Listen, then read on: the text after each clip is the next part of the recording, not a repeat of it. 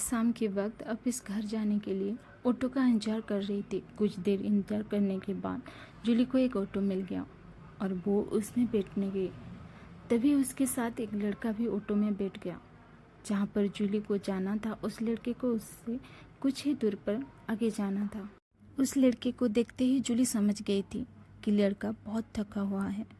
उस लड़के के कपड़े भी थोड़े गंदे थे। ऑटो में बैठने के 10 मिनट बाद ही उस लड़के को नींद आने लगी।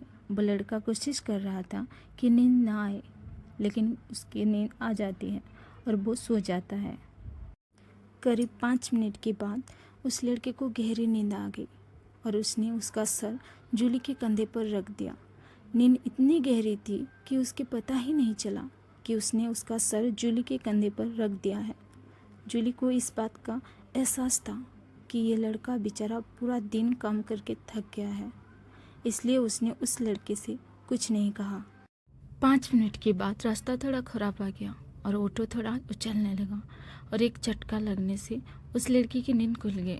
नींद खुलने पर उस लड़की को एहसास हुआ कि उसने अपना सर जूली के कंधे पर रख दिया था।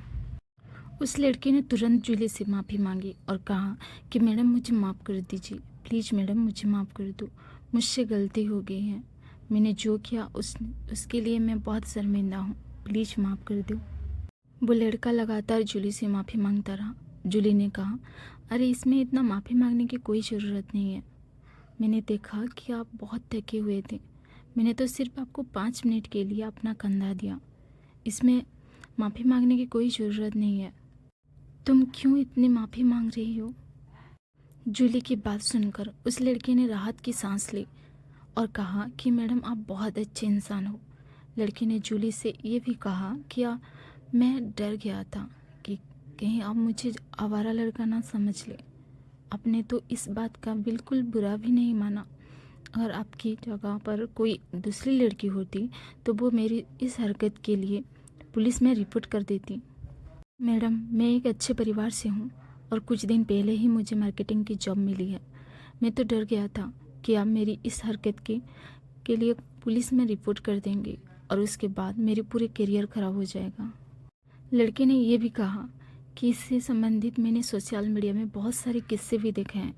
मैं तो अब लड़कियों के देखकर भी डरता हूँ।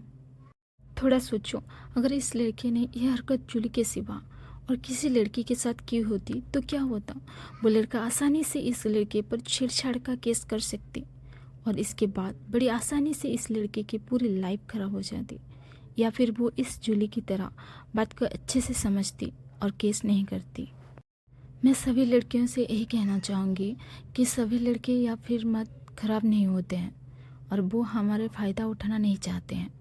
हो सकता है कि कुछ लड़के ऐसे मानसिकता वाले हों, लेकिन सभी ऐसा नहीं होते हैं। हमें हर लड़के को शक और घृणा की नज़रों से नहीं देखना चाहिए। और मैं सभी लड़कों से यही कहना चाहूँगी कि सभी लड़कियां बिना सोचे समझे लड़कों पर कष्ट नहीं करती हैं। इसके लिए आपको इस लड़के की तरह लड़कियों से डरने की कोई ज़रूरत नहीं है। अपने दोस्त के साथ भी शेयर कीजिए और कमेंट में ज़रूर बताइए कि कैसी लगी हमारी स्टोरी।